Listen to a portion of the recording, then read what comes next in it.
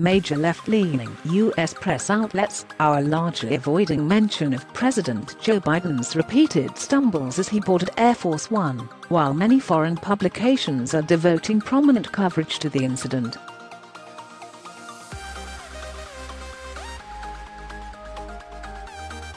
As of Friday afternoon, the homepages of MSNBC, CBS News, Washington Post, Los Angeles Times and New York Times have no mention of Biden's stumbling incident earlier in the day at Joint Base Andrews.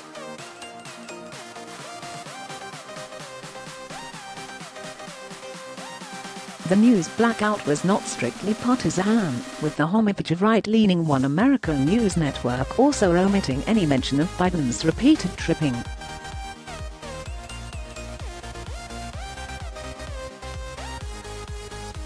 Several U.S. publications did devote prominent homepage space to Biden's stumble, including TMZ, Fox News, The New York Post, New York Daily News, and Politico.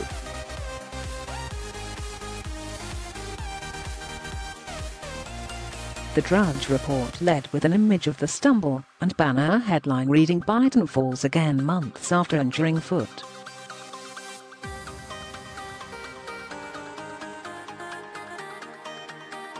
CNN and ABC News carried brief items on the White House statement that Biden was just fine after tripping, and NBC News featured a link to a video of the incident well below the fold.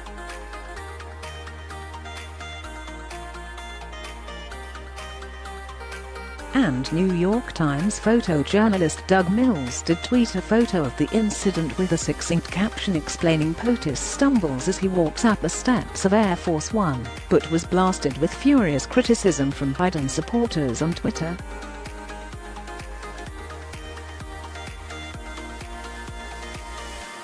What the hell? Fumed media critic Jeff Jarvis in response to Mills' tweet. The stumble is yours.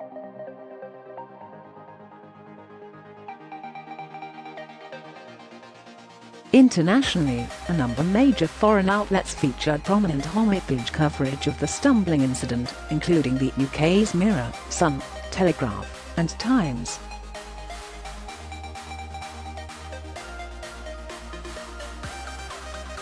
Prominent news outlets in Spain and Australia also devoted homepage space to Biden's repeated tripping on the Air Force One stairs.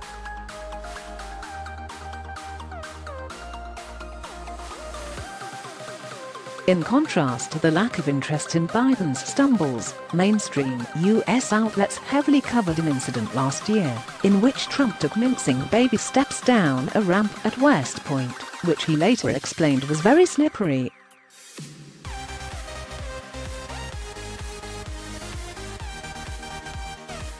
Although Trump did not stumble during the incident, it sparked rampant speculation about his health and criticism over his capacities, including from Biden himself.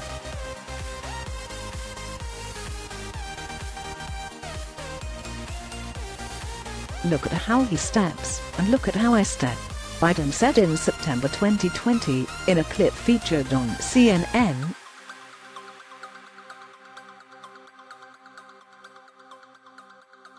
"Watch how I run up ramps, and he stumbles down ramps.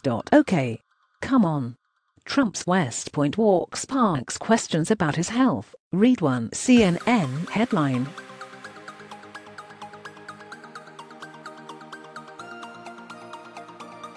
Trump tries to explain his slow and unsteady walk down a ramp at West Point, a Washington Post headline ran.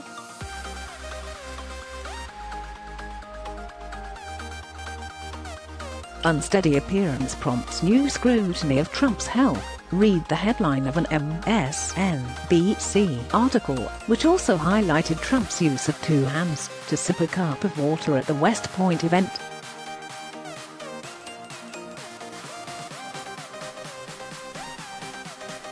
The contrast drew accusations of a double standard from some conservatives and Trump supporters, who accused the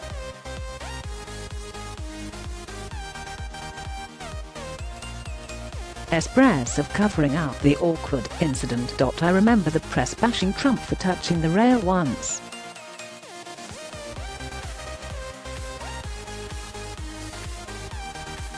Biden falls repeatedly, but I'm sure has the picture of health. No wonder all our enemies are pouncing simultaneously and mocking him publicly, wrote Don Trump Jr. in a tweet.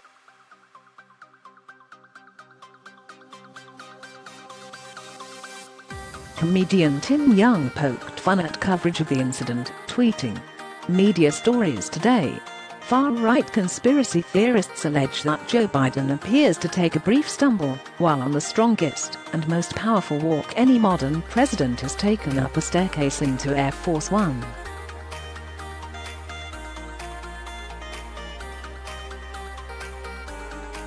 Biden, 78, was boarding the aircraft at Joint Base Andrews just before noon for a flight to Atlanta when he stumbled.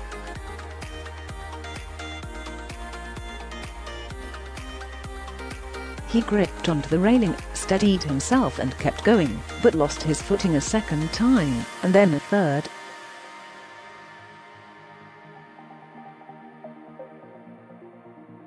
On the third trip, he fell to his knees. He got back up, then carried on up the stairs, before giving a salute at the top, then disappearing into the aircraft.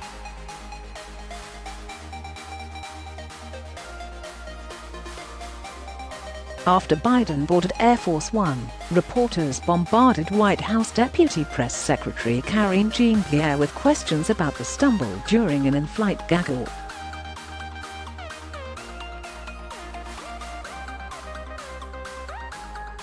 "We saw the president take a fall on the stairs. Is he doing okay?" asked one reporter.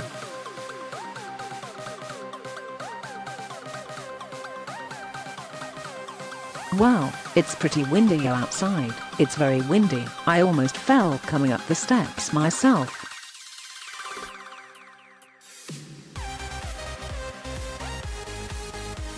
"Has doing 100% fine," Jean-Pierre replied. A White House pool report was issued by the reporters traveling with Biden within seconds of the fall, but it was not covered extensively by major news networks for around 30 minutes after it happened, and it is missing from the websites of many major outlets.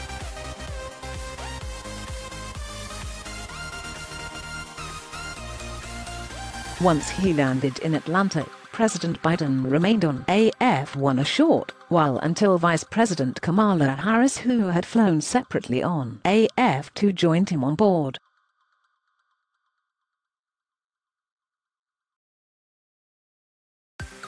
The White House said it was to discuss their agenda for the day.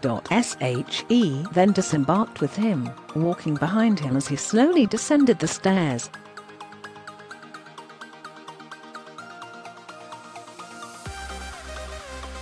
The fall does nothing to reduce concern for and speculation over Biden's cognitive health, which has grown in recent months thanks to a series of mix-ups on his behalf.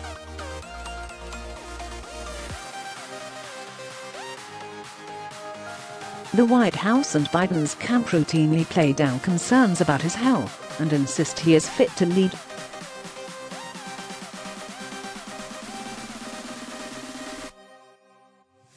Biden is the oldest president in history. Ronald Reagan was 77 when he left office, and he was 69 when he was elected.